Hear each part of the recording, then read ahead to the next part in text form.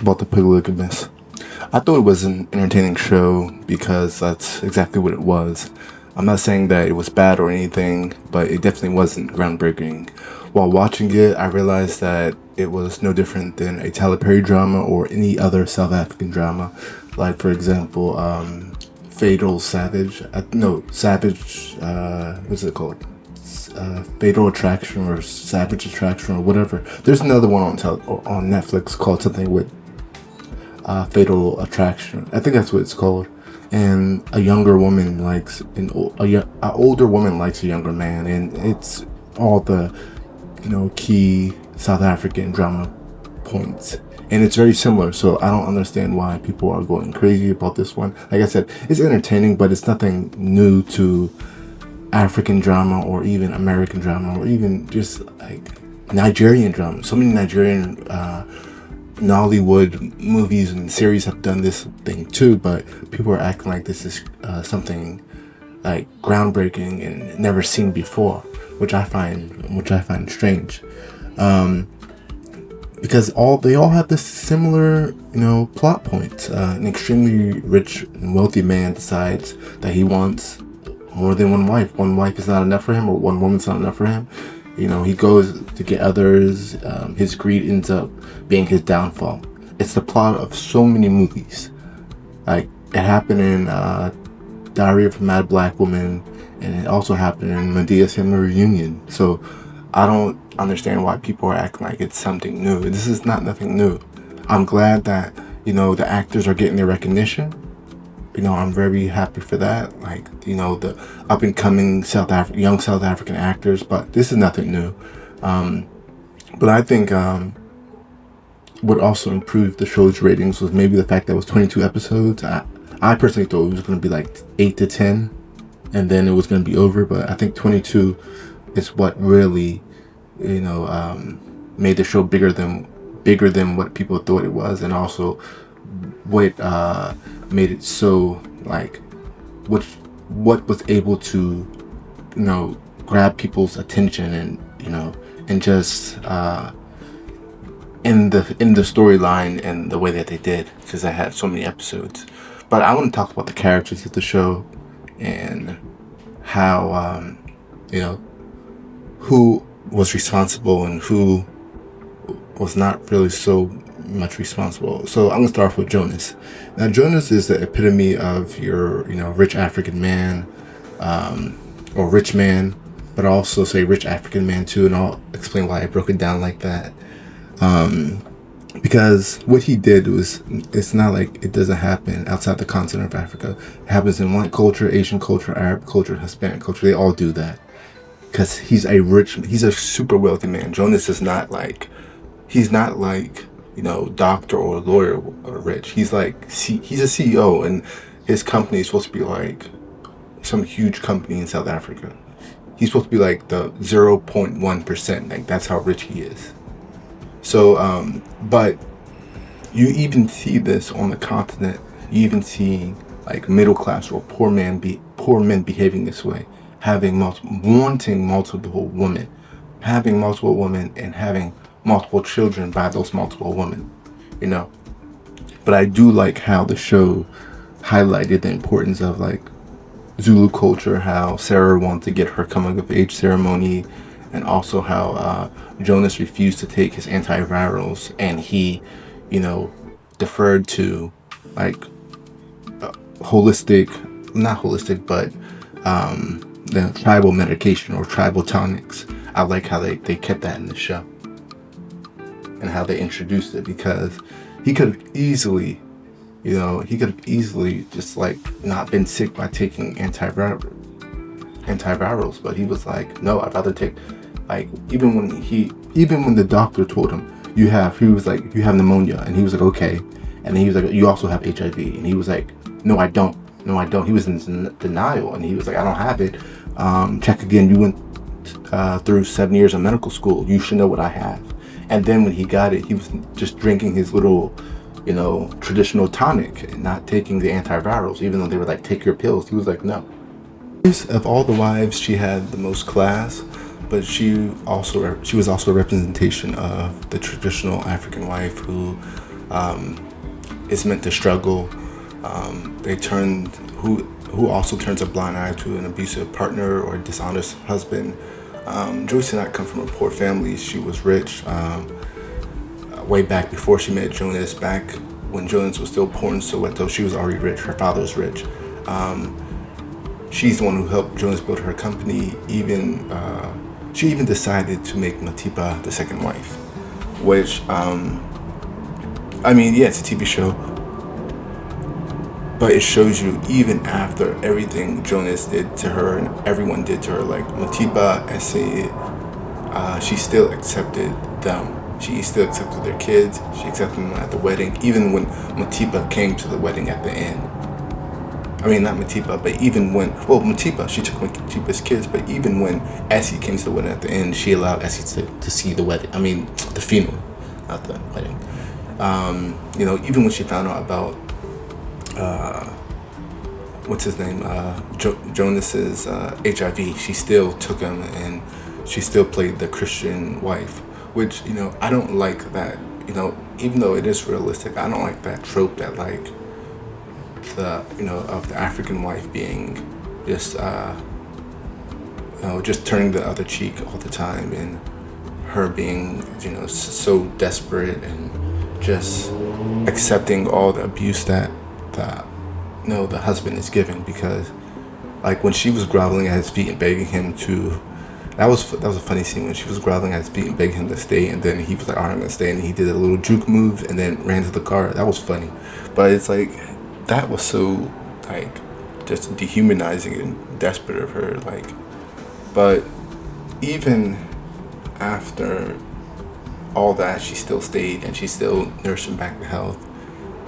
But then again, it shows that it was part of her plan to get all for Jonas to sign his will over to the son, Menzi. But Jonas, even they did an interview and they were like, whose character was most like their TV character, and Matipa's character was like Joyce. So if Joyce's character is like that in real life, that's not something to be proud of. But then Joyce in real life, I think her mother was like some kind of politician. So she in real life also doesn't come from a poor family, because her mother was some kind of politician. And she probably grew up thinking about, like, oh, we have to maintain a certain kind of, image. And that's one thing I do not like, that whole thing about, oh, what will people think? What will the neighbors think? I don't like that. And that was her whole thing in the series. What will people think if they know we're divorced? What will people think if they know that we're not happy? We have to put on this show. I don't like that. But she also was a designer, or she contributed to her own misery because of her behavior. Matipa was one of the main villains of the series. She dated Magesh just to get a job at J&J so that she could get close to Jonas, knowing that Jonas was married. She knew Jonas was married. She knew Jonas had kids. She didn't care. Her whole goal was like, I don't care about wrecking this woman's life and her kids, messing up her kids' lives, as long as I can get rich. And I think that's the problem with a lot of young women like Matipa. They think that an older man who's rich is just going to suddenly leave his wife and kids, and even if he does, that he's going to treat her like he's going to treat her the way she wants to. No, if a man leaves his wife, cheats on his wife and leaves his wife, believe me, when he finds something that he considers better than you, he's going to do the same to you, and that's what he did. He found the little one, what's her name, Ladina or Lindani, and he left Matipa. Men like Jonas, people like Jonas don't care about, they don't care about anyone. They just care about themselves. And like I said, she thought that because she was younger than Joyce, she could easily replace Joyce. She was really mistaken. Then when she got pregnant with the twins, she thought that was going to elevate her standing in the family. It was going to promote her to first wife. Nope, wrong. Even after Jonas gave her gonorrhea, she was still with him. And then even when she was recovering from pregnancy, Jonas was like, let's have sex. And she was like, no, I'm still recovering. He was like, well, your mouth still works, or what can your mouth do, or whatever he said. I'm thinking like, that's crazy, but, she didn't care. Like, that's why I didn't feel bad for Matipa, because it's like, you could have stayed with Magesh. And I think another thing that needed to be explained but was not, because it's a cultural thing, is that the standard of beauty in Africa is not the same as the standard of beauty in America. I saw a lot of Americans saying like, what's it called? Jonas he's not handsome enough to be cheating like that. And that's America standards. And even in America, you act like ugly men. People be acting like ugly men don't cheat. Ugly men cheat, Ugly men cheat, Look at Jay-Z. Jay-Z, I don't know how people say, well, according to the song and Beyonce and everything, Jay-Z cheated on Beyonce. Jay-Z, you wouldn't see Jay-Z and be like, oh, he's handsome. No, but he's rich, and rich men can do whatever they want. Rich people can do whatever, but especially rich men. So when I heard Jonas is not handsome enough to be cheating, I'm thinking, okay, in South African standards, he's actually a handsome man. Like, Jonas is not ugly.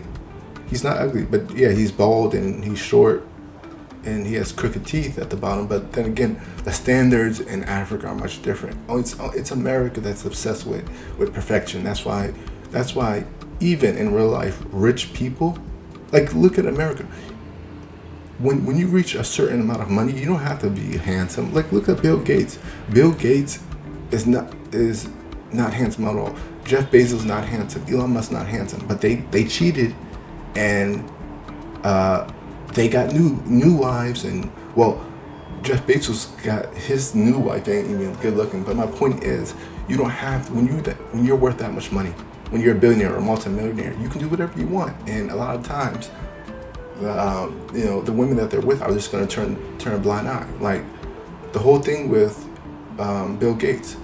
Melinda Gates knew he was cheating. That wasn't so much the issue. The issue was that he was going to Epstein parties, and he was going to Epstein's house, and she was like, yo, stop going to that man's house. And he was like, no. That's why she left me. Melinda left Bill Gates because he kept hanging around Epstein, and he even said that was one of my biggest mistakes, going to Epstein, his island and stuff. So, and if you look at all those men, they're not attractive. Bill Gates got crooked teeth. When you are worth a lot of money, you don't, like, believe me, the woman you're with, she's not gonna be like, oh, your teeth are crooked, you don't look that good, go get braces, or go get some whatever, go get a little bit of plastic surgery. Nah, she's not thinking about that.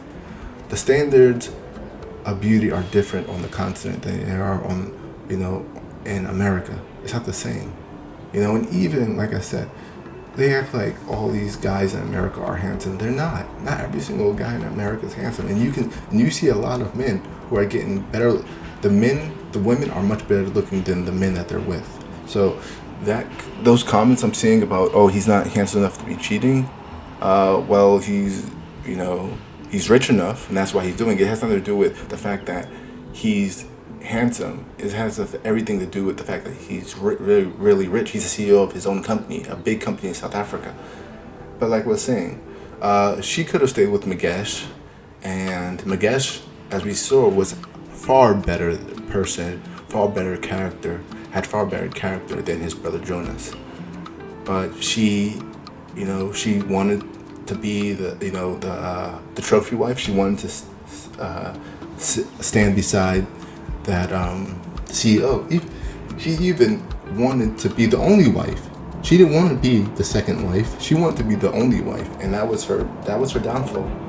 And then she had the nerve to abandon her kids. But if people have read the book, the truth about that.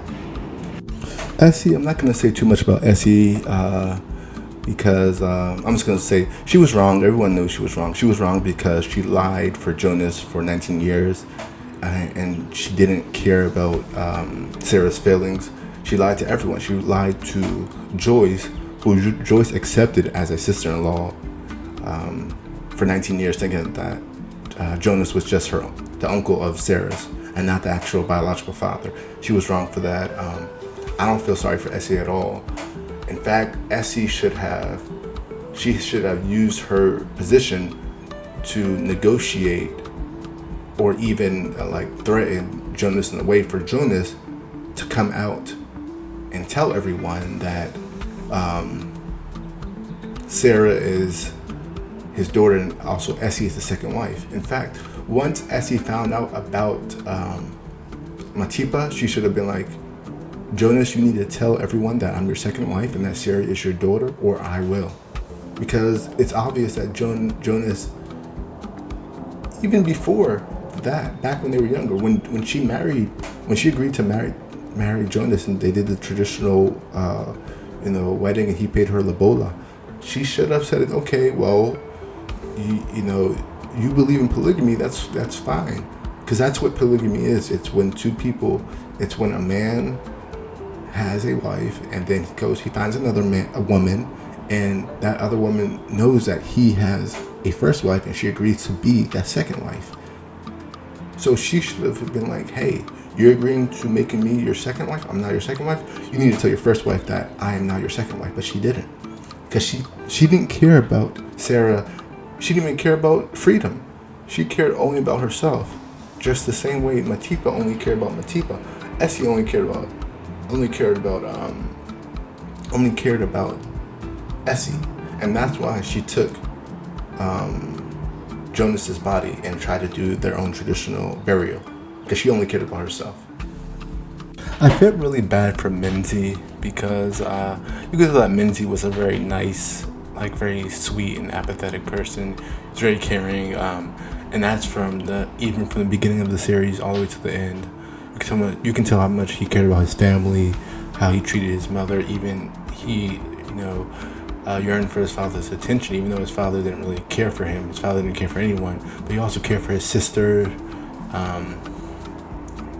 Mpume, and also his cousin Sarah, and then even his other cousin, what's his name, Freedom. He cared a lot about even the twins. The twins, he cared about them. Even he was, and you could tell that they really focused on how much he loved people and his family and just people around him. Even when that scene when they had that party and he wanted to go, but his sister didn't really want him to go. The mother was like, hey, if you're gonna go, you have to let your brother go. But the thing is I didn't like about Minzy is how they made him too nice, and I felt that his parents didn't do him justice when it came to raising him. His father didn't teach him how to eventually become the heir of J&J, because that was his whole goal. His mother also didn't teach him that either. His mother babied him. She was always sweet on you nurture your kids, but you also have to teach if you have a son, you have to teach both sons and daughters, you have to teach them to be strong and not let people take advantage of them. And I feel that the mother and father, both Joyce and Jonas, everyone knew that he was in love with Lindani. The mother should have been like, hey, focus on another girl. The same way Freedom was like, hey, forget about her. And that's why he went out on a date with that other girl. The parents didn't really care about Minzy like that. It seems like they were focused a lot on Puma. They didn't really care about Minzy. And that's why in life, when you have a son like Minzy who comes from wealth, you have to teach your sons, hey, especially your sons, hey, don't worry about these pretty girls. These pretty girls, a lot of them, they'll just take your money, take you for a ride, and it's bankrupt you. Don't worry about that. Focus on the bigger picture. Focus on your education. Focus on your job, or in this case, focus on inheriting J&J. But no, they didn't teach him anything. They didn't teach any of their kids anything, and that's how he was being taken advantage of by Lindani the whole entire time, And it seemed to me that this is what I would call the ending of the series, the last episode. That's Minzy's villain origin story, him becoming his father, because his father didn't teach him anything, his mother didn't teach him anything, and he was so in love with Lindani, who probably did juju for him. Because I don't understand how you see your you see her and your father doing sexual things in the strip club, and you're about to have a heart attack, or he's having a panic attack where he can't breathe and he's holding his chest, but still, he won't leave Lindani alone. In the same way, when he found out that she had the miscarriage, he fainted and they had to go back home from that trip. She did juju for him, but still, he won't leave Lindani alone, even after Lindani gave everyone gonorrhea. Even after Lindani was living with his father, while his father had HIV, he still comes back to Lindani. She did juju for him. That's what I believe. Now, Mpume, I liked her character, but I feel like she loved, I forgot her boyfriend's name. Is it Boggs or something like that? Something funny. Anyway, I felt that they centered her storyline. They try to make her like a mixture of like Essie and Joyce. How like that was her first boyfriend, and she just loved him so much, because the whole scene where Sarah gets jealous and she's like, "Come back, I need you for something," and then they go upstairs. Even after she saw what was happening, she still was running after her boyfriend, and I feel that they should have made her character more like, hey, do you know there are going to be a lot of men who are going to be after you because of how much wealth we have? Like, it's good. Men are going to come and go, so don't pay so much attention to these little boys. You're still young. But I feel that her character, but also her character was kind of mean. Like, they kind of made her character, I guess it was part of her, her development as a, going from, I think she was like 18 at the beginning, and then towards the end she was like 20 or something like that. I think they were trying to show how she grew and evolved, because when she was young, like, she didn't care about Sarah. She didn't care about even the way she didn't accept the twins. She didn't even, well, I understand why she wouldn't accept Matipa. I still wouldn't. If that was me, I still would never accept Matipa after, like, just coming into somebody else's life. But towards the end of the series, she ends up accepting. She calls on all the kids up to this, all the kids of Jonas up to the stage to give the eulogy after the eulogy. So I guess it's just like trying to show how she evolved. But one thing I did not like is, and I don't like how a lot of women put the blames on the other woman instead of putting the blame on the boyfriend. The boyfriend could have been like, no, I have a girlfriend. Mpume is my girlfriend. I love Mpume. I'm not going to go up there. But no, the boyfriend went up there with Sarah. They did what they did, and then he tried to act like Sarah like forced him. No one forced you to go up there with Sarah. You could have been like, the moment she was like, hey, let me do whatever, you could have been like, nah, I'm good, I'm with Mpume. But the boyfriend wanted to go with Sarah. So like, don't try to blame, like, both Sarah and the boyfriend are responsible. So I didn't like how Sarah was trying to act like it was just, I didn't like how Mpume was acting like it was just Sarah. It was like, no, it was both of them. It was, in my opinion, it was more of the boyfriend than Sarah, because Sarah was doing it Sarah knew exactly why she was doing it. She was doing it out of anger and hurt from her father not accepting her for 19 years. But the boyfriend, he had no reason to go along with what Sarah wanted. He could have been like, no, I'm not doing this. Like, I'm loyal to Mpume, but he wasn't. Now, Sarah is one of the most tragic characters in this show. Like, imagine knowing that your half-siblings live in this big mansion with a swimming pool, but you live in the ghetto because your family decides, because your father and your mother decides that they're going to keep your birth a secret from your half-siblings. And then when you see your father in public, you have to address him as uncle and smile like everything's okay. So I understand Sarah's, all her outbursts and all that stuff. I'm not saying I agree with them, but I understand them, because that's just crazy. Like, they live, just around, they live very close from each other. Around, it seems like they live next door, even though they don't. But she lives in Soweto, and they live in probably, it looks like they live in Santon or one of those rich areas around the Santon area, or like a neighborhood within Santon. So it's crazy how they live in this nice rich area with this nice pool, and they have a nanny and everything, and you live in the hood. And then I don't even think, did Sarah and Sarah and Pume go to the same school? I don't even know if they went to the same school. But I think that's crazy, because at least the least Jonas could have did was like, okay, I'm your uncle, and I still want you to have a good education, so I'm gonna make sure that you have everything. You have the same level of education that Mpume also has. But I don't think they went to the same school. I'm not sure, because I know Mpume and Lindani went to the same school, but I don't know if Sarah went to their school. But also the whole thing about like how happy she was when it was revealed that Jonas is her father, and she thought that they were gonna have a relationship, and how Jonas just showed like no type of concern or no type of just wanting to be in her life, when he just stood her up at the restaurant. That was like the saddest part. Like, she was just standing there, like sitting there, and it was like, and you have a lot of girls in this world who are like that. Girls who yearn for the love of their fathers, and their fathers are, they don't want anything to do with them. And I think the worst part is when you have a father who's actually there. He's not dead. He didn't run away. He didn't move to a new continent. No, he's there. He lives around the corner from you, but he just don't want nothing to do with you.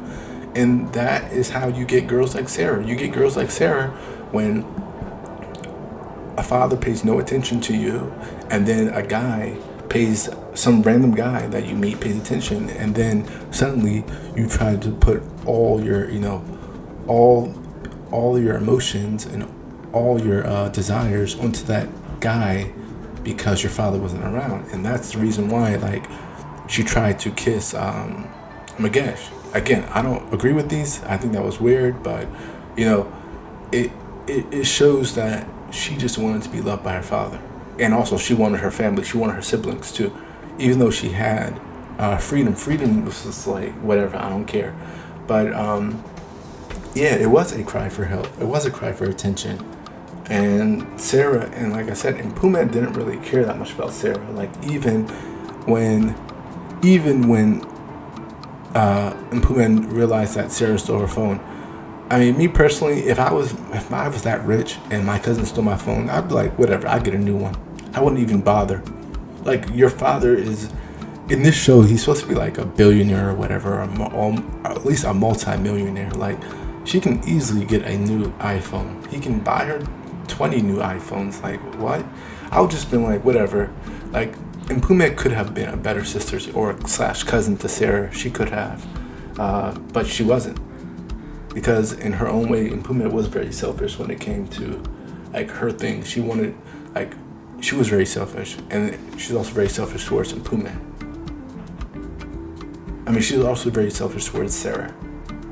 Now, Lindani is your typical slave queen / gold digger from the jump. Like, it was very nasty with Jonas, how he was grooming her and stuff. Because, like, when Joyce was like, this is your daughter. Yeah, that is his, like, in a sense, that's his daughter, especially in the culture, the African culture, or just the black culture. Like, y'all practically raised that girl. Like, she's been with y'all since she's been Mpume's friend since they were children. So, like, that's practically his daughter. And I remember when that scene when he was, like, cleaning up the house, and even before that, when they came home and they found that they were having a party, and he saw her sitting on the counter, I was like, yeah, something about to happen. And then what confirmed it is when she was like, before they had the whole flashback about how their whole entire relationship started, when she was like, oh yeah, he's nothing like your father. I was like, okay, they did something together, And I blame, again, this is about why it's so important to have fathers in the lives of young girls, but also why it's important to have mothers who care too, because Lindani's mother was pimping her out in that restaurant. Lindani's mother was making her wear small clothes, short skirts, and all that stuff to get more patronage from perverted old men. So Lindani had no, like, she was groomed into that. She grew up into that. So when Jonas came onto her, she was probably like, okay, well, at least he's rich. These other guys, they're just old drunks who give my mother a little bit of money from the restaurant. And I just, like, it was so clear that she just wanted to get out of Soweto, because even when her boyfriend was like talking about the future, she was like, pretty much like, I just want to get out of here. Like, you know, I don't want to live a poor person's life. And then when they were talking, she was like, oh, I want to drink nice wines and be on the beach, because that's what was in her head. Like, she's not thinking about, hey, is this guy gonna treat me good? No, she's thinking about, what can I get from him? And that's how you get a lot of younger women like Lindani, because they're so focused on, let me get this rich guy. This rich guy is going to take me out of the hood. He's going to take me out the ghetto. Yeah, he's probably going to do that, but he also can give you, you know, some STIs and some STDs too. And he also can beat you and do all types of weird things to you, like he was, you know, what he was doing to her. She wasn't, when he was doing all that perverted stuff to her, she wasn't into that stuff. He was grooming her, and she had to adjust her mind to the stuff that he was doing to her. And that's because, you know, she was still young. And you see that when after Joyce beat her and then she ran back home, what did Lindani's mother do? She blamed Joyce. She didn't blame Jonas. She said, you beat my daughter. She didn't say, hey, your husband was taking advantage of my daughter. No, she was like, she told the police, arrest Joyce, not arrest Jonas or investigate Jonas, because the mother is used to seeing men take advantage of Lindani. The mother doesn't care as long as the mother can make money. And then even after this, the mother still knew, even though the mother kicked her out, but the mother still like sanctioned it in a way. And then she's also the one who gave Jonas gonorrhea, and then Jonas spread it to all the other women. And that's probably how she lost the baby. That's probably how she lost her. She had a miscarriage. And then look at how once Jonas contracted HIV, she moved on. She got some other little boy, and they were, you know, having sex inside of their house. And then once Jonas died, what happens? She tries to move on to Amenzi, who she never liked. So, you know, Lindani's whole entire story did not surprise me at all. Like, I knew that's what she was about. She was about, I'm just trying to get money. All Lindani is a younger version of Matipa. That's all she is.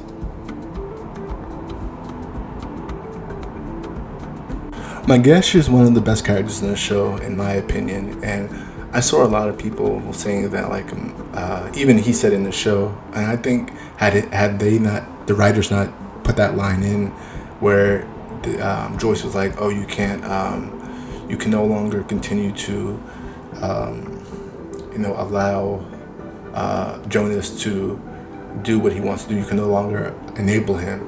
I think people wouldn't have said that, because even though my guest did enable Jonas, so did everyone else. Like, Joyce enabled him, Matipa enabled him, Essie enabled him. All the adults of that show enabled Jonas by not calling him out. And I think that Jonas, my guest, his situation is much different than all the other adults. Like, Essie even kind of had a little bit of money, and then because she had her own little business. Joyce was rich, but Magesh was not very, smart. It seemed like he wasn't smart like his brother. I think he was in a gang. I think that's what they said. So, and then also that they grew up without a father, him and Jonas. So it's very easy how you can see Magesh, becoming Jonas's stooge or attack dog or whatever you want to call it, because like he came from they both came from nothing. Even Jonas was able to make something of himself because he was smart, and also he got a loan, or he got money from Essie. But Magesh didn't get any of that. So I think people need to be realistic.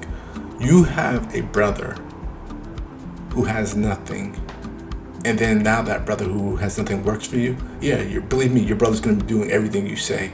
He's not going to, even if he thinks it, he's still going to be doing whatever you say because he wants to continue making money. Like, think about how hard life is in this current economy in America. Now, think about how difficult it is in South Africa. You know, my guess is not going to find out. He was paying a lot of money. He was like the head of security or whatever, so he was getting paid a lot of money. And, sure, he had to pretend to be Essie's husband and Sarah's father, but he didn't have much options in his life. And even though he never, like, when he met Matiba, and she was like, I want to break up, he was like, all right. Like, he didn't force her to stay. He didn't beat her. He didn't force her anything. He never tried anything with Sarah. He always respected, actually respected everyone in the show. Magesh never disrespected anyone. He was very respectful. He treated everyone with kindness and love. Even when Matiba was like, oh, I picked the wrong brother. Yeah, which she did. He still, like, embraced her. He helped Joyce get Jonas out of the house. When Sarah tried to kiss him, he didn't, there are some men who are related to girls who would have like, okay, you want to kiss me? Let's go further. And he was like, no, what are you doing? And that's why Magesh is my favorite character, because even with everything that happened, he still didn't try to take advantage of anyone, especially any of the women. When he kicked out Jonas, he didn't try to say, okay, hey, you don't have a husband anymore, let me try to get with you. When Sarah kissed him, he wasn't like, okay, you want to kiss me? Let's go further. When Matiba was like, I picked the wrong brother, he didn't say anything like, hey, I'm here now and he's gone. No, he respected them, and he bought Sarah that MacBook. And then when Sarah kissed him, he was like, okay, he told the mother, and he was like, we need to have a talk with her because she's acting out. And he knew why she was acting out, that's why I say not only is he my favorite character, but he deserves much more respect than what people are giving him online. They're like, oh, he enabled his brother. Yeah, he enabled him, but so did all the other adults.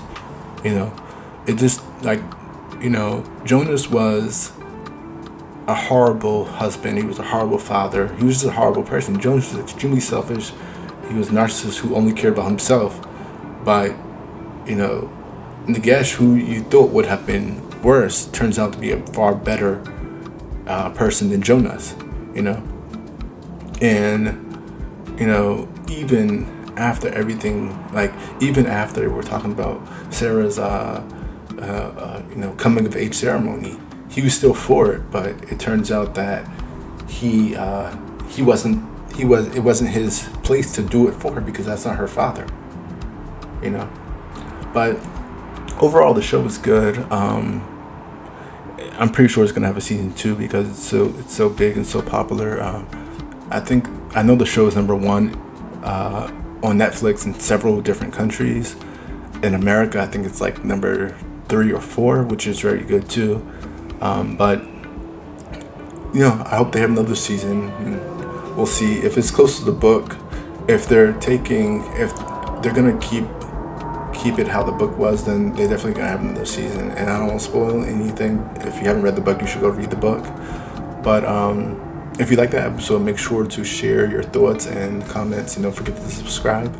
I can be reached at ispeakafrican12@gmail.com, and these same episodes can be found on Spotify. Stay blessed.